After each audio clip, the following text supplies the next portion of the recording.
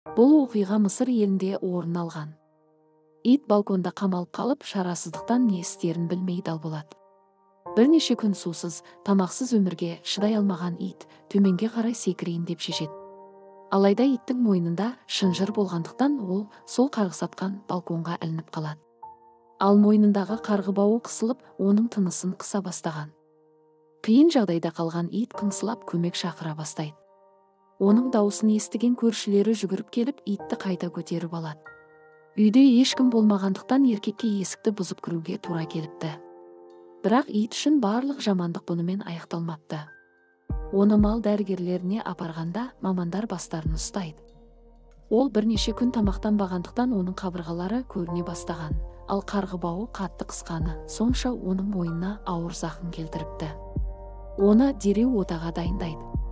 Қуанышқа орай ота сәтті аяқталып, оның жарасын тігіп тастайды.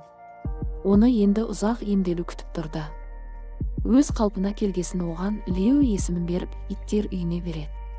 Араға апта салып ит жаңа егесін табады. Енді оның жаңа өмірі басталды. Бұл егелері де оны шынжырға байлап балконға қамап қоймайды деп үміттенейік. Егер осындай видеоларды жиі көргіңіз келсе, каналға жазылып, лайк басуды ұмытпаңыз.